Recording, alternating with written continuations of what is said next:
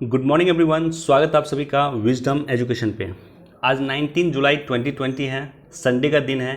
दैनिक जागरण के राष्ट्रीय संस्करण का कंप्लीट न्यूज़ एनालिसिस करेंगे जो यूपीएससी, स्टेट पीसीएस या किसी भी वनडे एग्जाम के पर्सपेक्टिव से इम्पॉर्टेंट होगा, जो आपके करेंट अफेयर के लिए काफ़ी इम्पोर्टेंट है। राइट, तो आगे बढ़ने से पहले हमारे चैनल पे नए हैं तो सब्सक्राइब कर दें, अपने दोस्तों के साथ, अपने कलीग के साथ इसे शेयर कर दें और वीडियो को लाइक कर दें।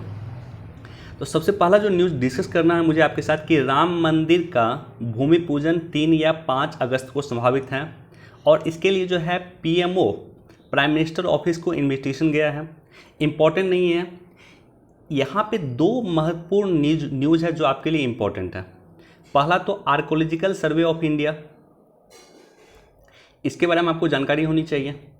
क्यों ये इम्पॉर्टेंट है मैं डिस्कस करता हूँ आपके साथ।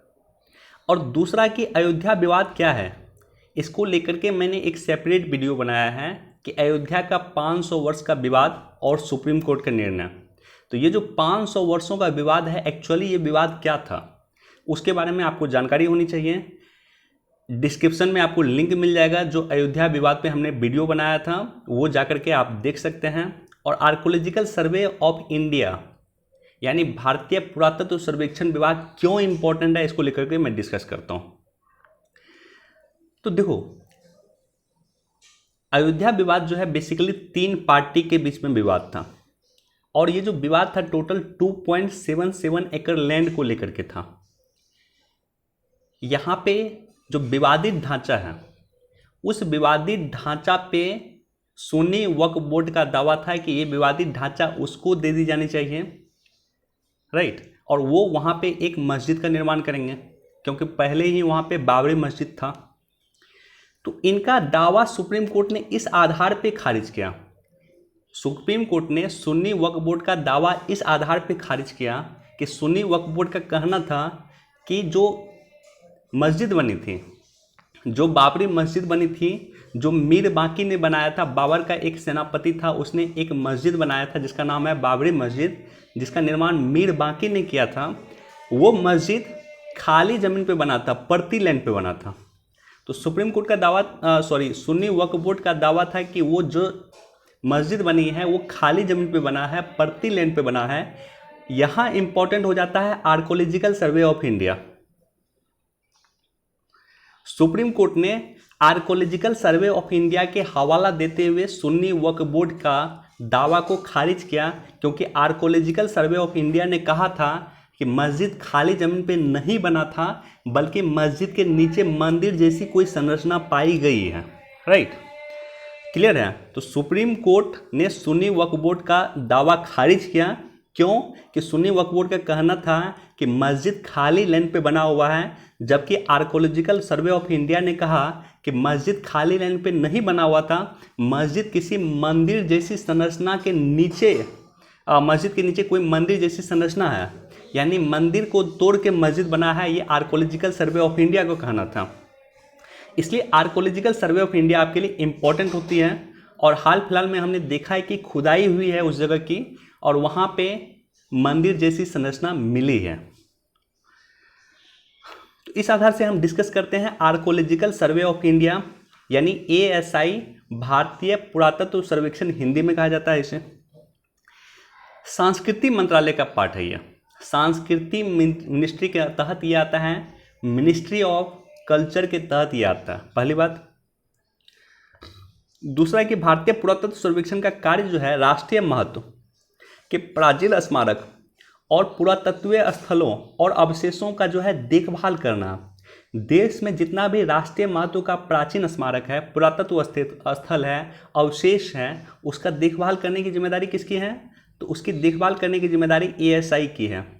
ताजमहल का देखभाल करने की जिम्मेदारी, लाल किला की देखभाल करने की जिम्मेदारी, नालंदा का जो खंडहर है उसकी देखभाल करने की जिम्मेदारी, ये सारी की सारी जिम्मेदारी, सारी की सारी रिस्पॉन्सिबिलिटी है आर्कोलॉजिकल सर्वे ऑफ इंडिया, भारतीय पुरातत्व सर्वेक्षण विभाग के, जो मिनिस्ट्री ऑफ कल्चर के तहत आता है, यानी सांस्कृतिक मंत्रालय के तहत आता है। इसके अतिरिक्त प्राचीन स्मारक तथा पुरातत्वीय स्थल और अवशेष अधिनियम 1958 के प्रावधानों के अनुसार यह देश में सभी पुरातत्वीय गतिविधियों को विनियमित करता है। तो किस एक्ट के तहत ये रेगुलेट करता है? तो एक्ट याद रख लेना, प्राचीन स्मारक और पुरातत्वीय स्थल अवशेष अधिनियम 1958। एएसआई काफ़ी इंपॉर्टेंट है, यूपीएससी निश्चित तौर पे एएसआई से क्वेश्चन पूछ सकता है। क्यों क्वेश्चन पूछ सकता है, हमने आपके साथ डिस्कस किया। इसलिए जिस एक्ट के भी ये रेगुलेट करता है, जिस एक्ट के तहत ये आता है, जिस एक्ट के तहत इसको शक्ति मिली हुई है, वो सारे के सारे एक्ट इंपॉर्टेंट है आपके लिए। दूसरा है कि यह पुरावशेष तथा बहुमूल्य कलाकृति अधिनियम 1972 को भी रेगुलेट करता। इसकी स्थापना अलेक्जेंडर कनिंघम के द्वारा किया गया। काफ़ी इंपॉर्टेंट शख्सियत थे अलेक्जेंडर कनिंघम, जिसने इसकी स्थापना किया 1861 में किया था। और 1861 में भारत के जो गवर्नर जनरल थे और उस समय में वायसराय का पद आ गया था, तो भारत के जो वायसराय थे वो थे आपको लॉर्ड कैनिंग। लॉर्ड कैनिंग के समय में एएसआई की स्थापना हुई थी। 1861 में अलेक्जेंडर कनिंघम के द्वारा इसकी स्थापना हुई थी, जो इसके प्रथम डायरेक्टर जनरल थे। वर्तमान में इसके डायरेक्टर जनरल कौन है? तो वी विद्यापति हैं। ये भी याद रख लेना, वर्तमान में एएसआई के डायरेक्टर जनरल हैं वी विद्यापति। हेडक्वार्टर इसका नई दिल्ली में है। तो इतना बेसिक इंफॉर्मेशन है जो आर्कोलॉजिकल सर्वे ऑफ इंडिया के बारे में आपको जानकारी होनी चाहिए। क्यों इंपॉर्टेंट है, हमने आपके साथ डिस्कस किया।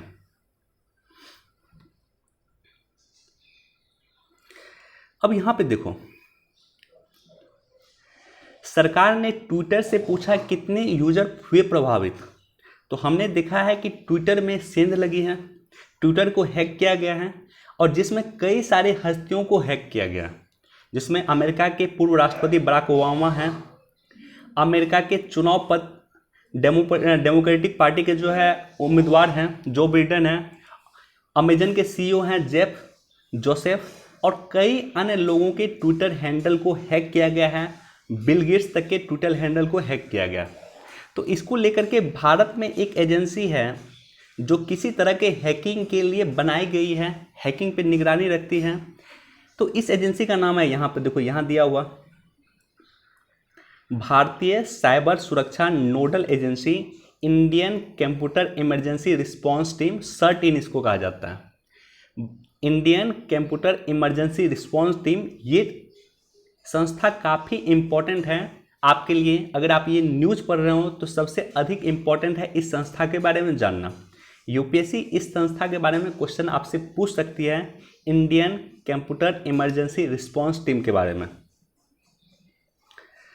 तो हम डिस्कस करते हैं Indian computer emergency response team, भारतीय कंप्यूटर आपातकालीन प्रतिक्रिया टीम। अंग्रेजी में इसे सर्ट-इन भी कहा जाता है, CERT, CERT In, computer emergency response team. और इनसे हो गया India. Ministry of electronics and information technology के तहत आता है, जिसके मंत्री रविशंकर प्रसाद जी हैं। It is a nodal agency of cyber security threat like hacking, fishing. जो हैकिंग होता है देश में, जो फिशिंग होता है, इसका नोडल एजेंसी कौन है? ये संस्था है, सर्ट-इन संस्था है। यानी देश में किसी तरह का साइबर सिक्योरिटी होगा, देश में किसी तरह का हैकिंग होगा, देश में किसी तरह का फिशिंग होगा, तो ये संस्था रिस्पॉन्ड करेगी, ये संस्था क्वेश्चन करेगी, ये संस्था रेगुलेट करेगी, राइट। इसकी स्थापना 2004 में हुई थी, 19 जनवरी 2004 को हुई थी। और इसका उद्देश्य क्या है, जो हमने आपको बताया अभी, कि कंप्यूटर से की सुरक्षा से जुड़ी हुई घटनाओं के संदर्भ में कार्रवाई करना, कमजोरियों के विषय में रिपोर्ट करना, और देश में आईटी सुरक्षा के संबंधी प्रभावी कार्यों को बढ़ावा देना इस संस्था का काम है, जिसका नाम है सर्ट-इन, राइट। तो आपको इस संस्था के बारे में जानकारी होनी चाहिए। देखो, फर्स्ट पेज पे हमने दो इंपॉर्टेंट संस्था का जिक्र किया है। एक तो ASI, archaeological survey of India, क्यों इंपॉर्टेंट है हमने चर्चा किया। अयोध्या का जो मंदिर बन रहा, टेम्पल बन रहा, उसको लेकर के एएसआई इंपॉर्टेंट है काफ़ी। और दूसरा, इस न्यूज़ को लेकर के सर्ट-इन इंपॉर्टेंट है। तो यूपीएससी का अगर आप तैयारी कर रहे हैं तो आपको नॉर्मली इस तरह के संस्था जो पेपर में चर्चा में होता है उसके बारे में आपको बेसिक जानना चाहिए, और इसी बेसिक से यूपीएससी क्वेश्चन पूछता है। यूपीएससी नॉर्मली बेसिक कॉन्सेप्ट से क्वेश्चन करता है,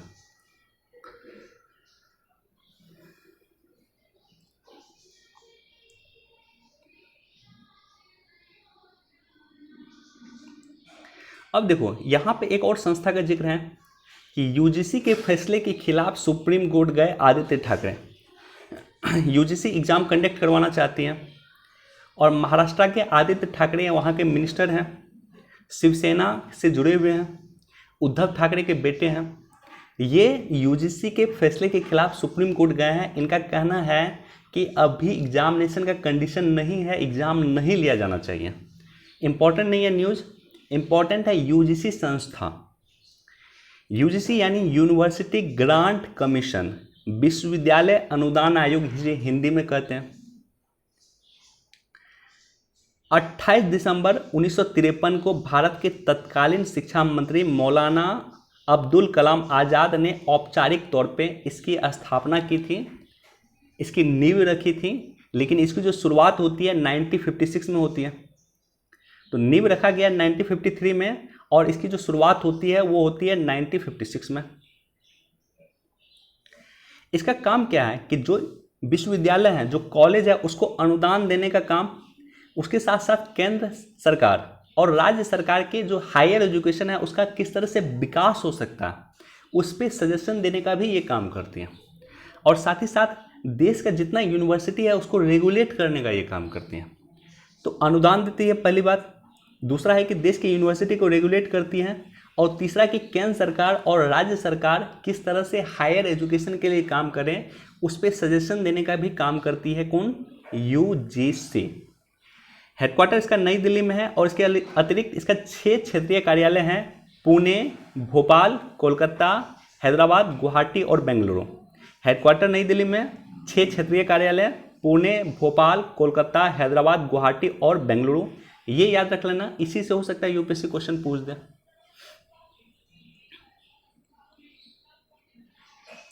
देखो यहाँ पे तारीख के आईने में अयोध्या विवाद, हालांकि अयोध्या विवाद पे हमने डिटेल से डिस्कस किया है, एक ऑलरेडी हमने स्पेशल लेक्चर लिया था अयोध्या विवाद को लेकर के, लेकिन इसको एक बार जरूर पढ़ लेना कि तारीख के आईने में अयोध्या विवाद की शुरुआत कब हुई है, उसको लेकर के क्या क्या डिसीजन आया है, उसको लेकर के यहाँ पे चर्चा की गई है।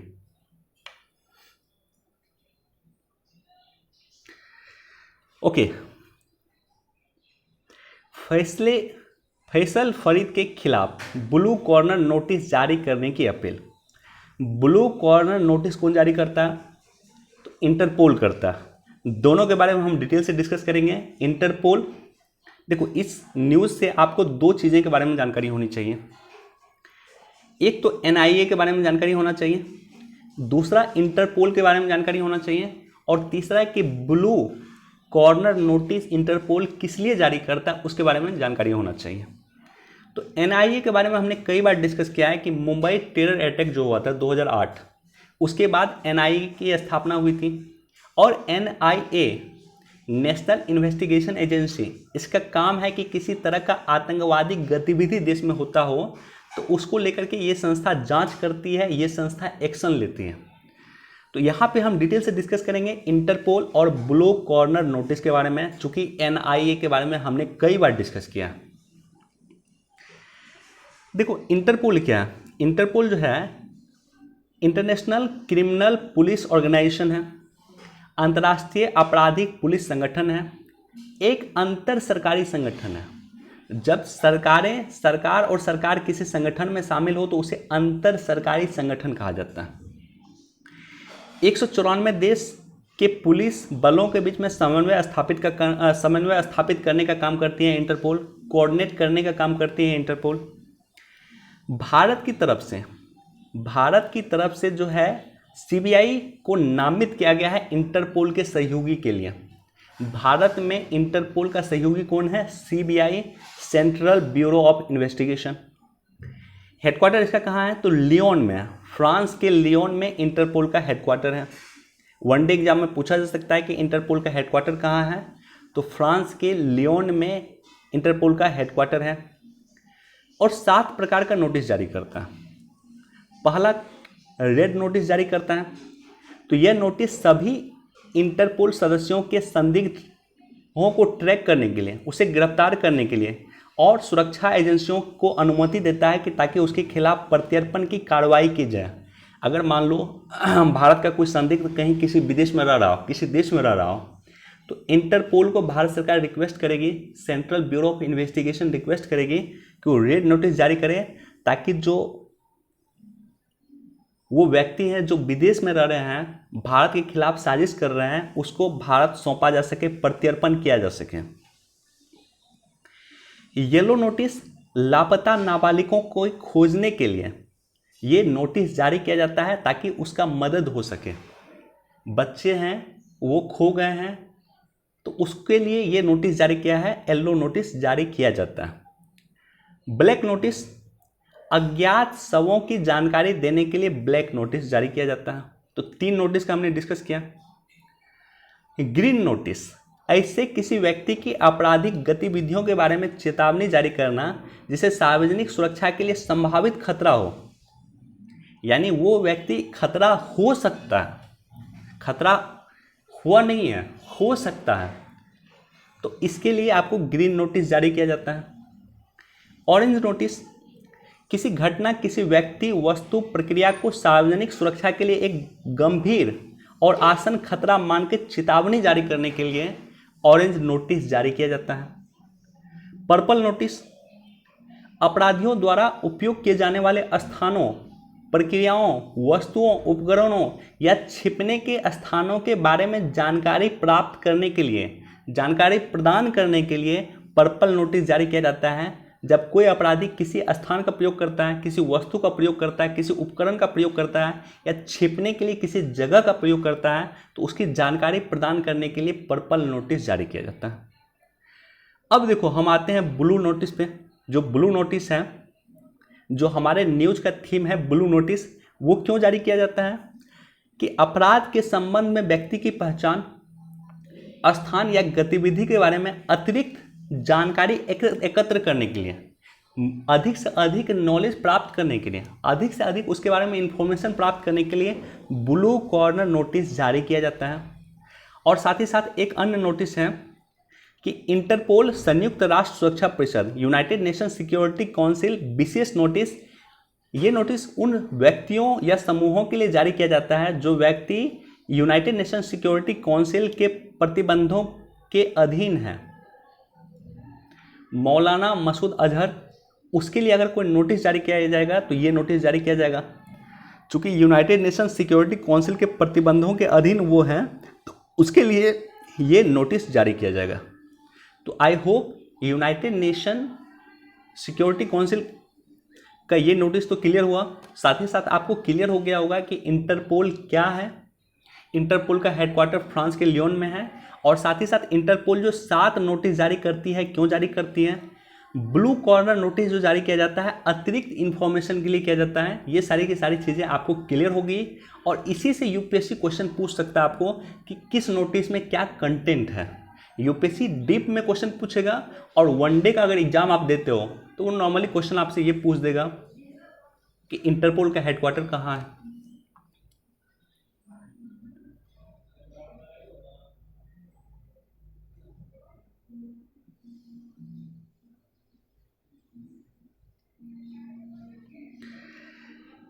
कोरोना काल में आया 1.5 लाख करोड़ रुपए का निवेश। कहाँ से आया? थोड़ा सा जानकारी दिया हुआ, गूगल से, वॉलमार्ट से, फॉक्सकॉन से, फेसबुक से।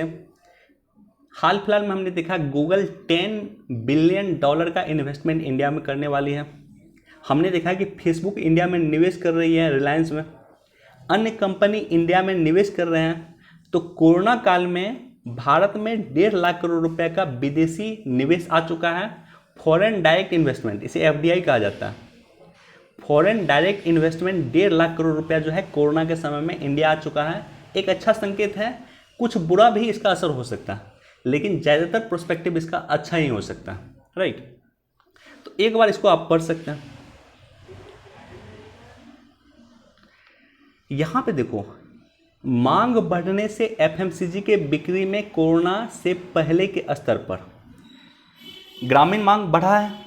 एफएमसीजी का जो स्तर पहले ग्रामीण स्तर में जो बिक्री होता था कोरोना से पहले, वो एफएमसीजी का प्रोडक्ट ग्रामीण स्तर में उतना ही तेज़ी से बिक रहा है। अभी दिसंबर के समय में या नवंबर के समय में या जनवरी के समय में जो एफएमसीजी प्रोडक्ट होता था, जो खाद्य प्रोडक्ट होता था, जो ग्रामीण क्षेत्र में बिकता था, वैसा ही लगभग अभी बिकना शुरू हुआ है। तो ऐसा क्यों हो रहा है? उसका सबसे बड़ा रीज़न है मनरेगा के तहत अतिरिक्त जो हम पैसा डिस्ट्रीब्यूट किए हैं, मजदूरों को जो पैसा दिए हैं। देखो, आपको निवेश चक्र हमने कई बार बताया है। हमने बताया है कि जॉन मिनार्ड किन्स का स्टेटमेंट भी हमने बोला था आपको। 1930 के मंदी के बाद जो है 1931 के दशक में इन्होंने एक सिद्धांत दिया, जॉन मिनार्ड किन्स ने 1931 के आसपास।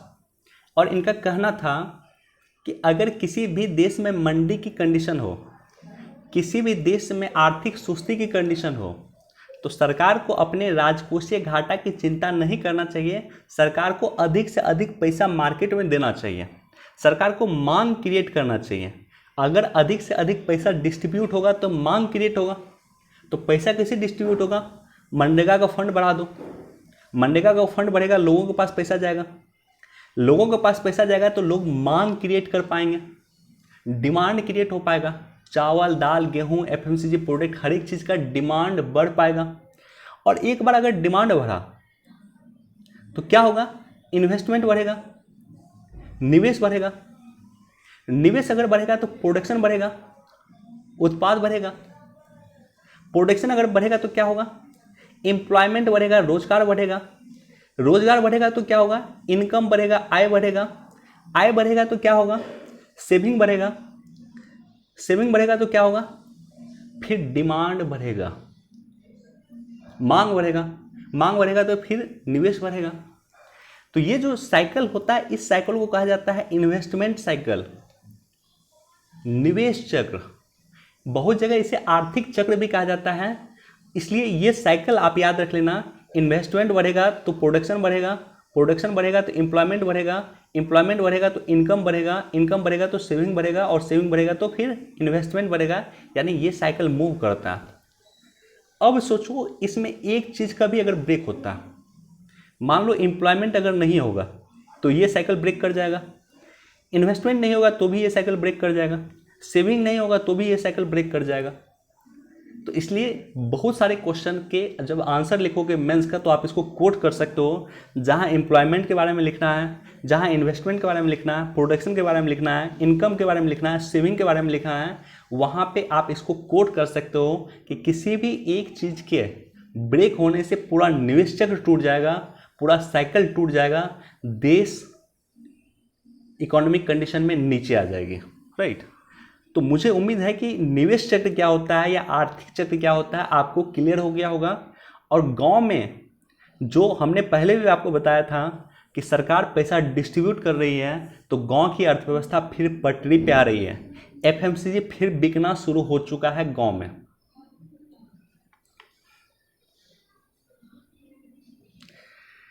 बस वनडे एग्जाम के लिए है। बस एक लाइन याद रख लेना कि प्रख्यात गणितज्ञ CS शेषाद्री का निधन। तो आपको ये पूछ देगा वनडे एग्जाम में कि CS शेषाद्री जो है किस क्षेत्र से संबंधित थे? संगीत से संबंधित थे, नृत्य से संबंधित थे, गणित से संबंधित थे, या विज्ञान से संबंधित थे? राइट। तो आपको यहाँ पूछ देगा, तो आप याद रख लेना CS शेषाद्री जी का निधन हो गया है, जो गणित से संबंधित थे, प्रख्यात गणितज्ञ थे।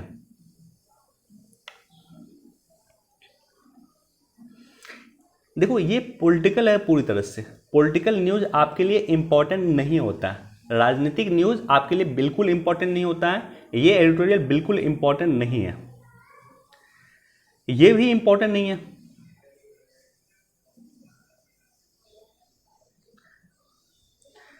और ये भी आपको इंपॉर्टेंट नहीं है।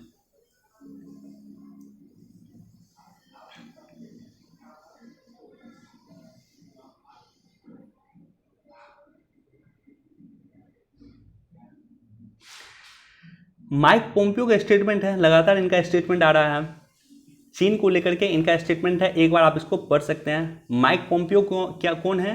अमेरिका के विदेश मंत्री हैं जिनका नाम है माइक पोम्पियो। उनका स्टेटमेंट है, एक बार पढ़ सकते हैं कि दुनिया के संचार नेटवर्क पे कब्जा जमाना चाहता है चीन। तो 5G टेक्नोलॉजी हुआई कंपनी जो थी जो 5G टेक्नोलॉजी ला रही है, जिसे बाहर कर दिया है ब्रिटेन ने अपने यहाँ हुआई कंपनी को प्रतिबंधित कर दिया है।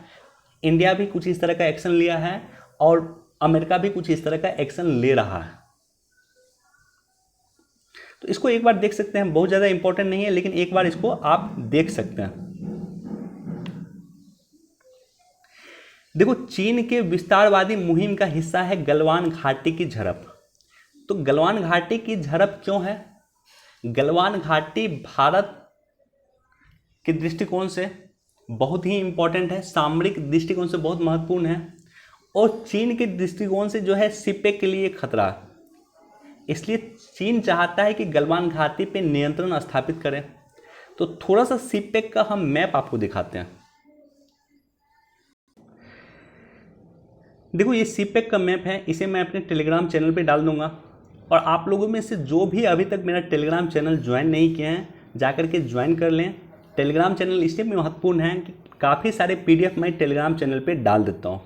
दैनिक जागरण का न्यूज़ एनालिसिस मैं आपके साथ करता हूँ, लेकिन इसके अलावा जो अन्य न्यूज़ है, जनसत्ता हो गया, पायनियर हो गया, ट्रिब्यून हो गया, बिजनेस स्टैंडर्ड हो गया, उसका जो महत्वपूर्ण न्यूज़ है उसको हाईलाइट करके मैं अपने टेलीग्राम चैनल पर डाल देता हूँ, इसलिए जाकर के ज्वाइन कर लेना। अब देखो, ये जो लाइन दिख रहा है यहाँ से लेकर के ये जो दिख रहा है, ये है आपको CPEC, China Pakistan economic corridor. ये चीन है और ये पाकिस्तान है। तो चीन के कासगढ़ से लोकेशन याद रख लेना, आपको यही पूछ देगा कि कासगढ़ किस जगह है, किस देश में है। तो चीन में कासगढ़ है, और वहाँ से लेकर के पाकिस्तान के ग्वादर पोर्ट तक चीन निर्माण कर रहा है, सड़क से का निर्माण कर रहा है। बीच में कई सारे पहाड़ आ रहे हैं, पहाड़ को तोड़ के जो है रास्ता बना रहा है चीन। क्यों? क्योंकि यहाँ से चीन के लिए महत्वपूर्ण इसलिए है कि चीन यहाँ से डायरेक्टली अरब सागर में इन कर जाएगा। चीन अरब सागर में इन कर जाएगा यहाँ से डायरेक्टली, हिंद महासागर में चीन डायरेक्टली इस जगह से इन कर जाएगा। अगर ये बन जाएगा तो इसलिए चीन के लिए महत्वपूर्ण है। और भारत इसका विरोध क्यों करता है कि ये जो पार्ट है यहाँ से, ये गिलगिट बाल्टिस्तान के क्षेत्र है, जो पाक ऑक्यूपाइड कश्मीर है। भारत सरकार का स्पष्ट तौर पे कहना है, भारतीय संसद ने इस तरह का एक प्रस्ताव पारित किया था काफ़ी पहले 1993 में ही भारत की संसद ने एक प्रस्ताव पारित किया था कि पाक ऑक्यूपाइड कश्मीर हमारा अभिन्न अंग है और आने वाले समय में हम उसको लेकर ही रहेंगे। तो ऐसे कंडीशन में जो सीपेक गुजरता है, चाइना पाकिस्तान इकोनॉमिक कॉरिडोर जो गुजरता है, वो पाक ऑक्यूपाइड कश्मीर से गुजरता है, जो भारत का अभिन्न अंग है। इसलिए भारत सरकार इसका विरोध कर रहा है कि भारत की मर्जी के बगैर सीपेक भारत की एरिया से गुजर रहा है, राइट। चीन, गलवान क्यों इंपॉर्टेंट है चीन के लिए? कि चीन इधर से जो जाएगा, देखो यहाँ पे जो है ये जगह पे अक्साई चीन है, तो चीन अगर इधर से क्रॉस करेगा तो गलवान के बगल से चीन क्रॉस करेगा। इसलिए अगर कोई डिस्प्यूट ना हो, राइट, किसी तरह का कोई डिस्प्यूट ना हो, इसलिए गलवान चीन के लिए इंपॉर्टेंट हो जाता है। चीन की जो विस्तारवादी नीति है, उस विस्तारवादी नीति का मुहिम है गलवान घाटी इसलिए इंपॉर्टेंट हो जाता है, ताकि सीपेक पे किसी भी तरह का कोई खतरा ना हो। सीपेक पे किसी तरह का कोई खतरा ना हो, इसलिए चीन के लिए गलवान घाटी इंपॉर्टेंट हो जाता है। और भारत के सामरिक दृष्टिकोण से गलवान घाटी इंपॉर्टेंट है भारत के लिए, राइट।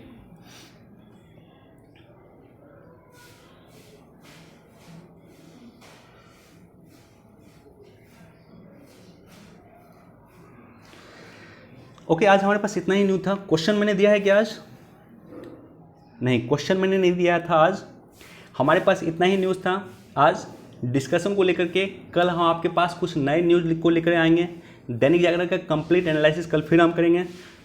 तो वीडियो को देखते रहिए, अपने दोस्तों के साथ, अपने कलीग के साथ इसे शेयर कर दें, और साथ ही साथ चैनल सब्सक्राइब नहीं किया तो सब्सक्राइब कर दें। Thank you so much. Please do like, share and subscribe. Thank you.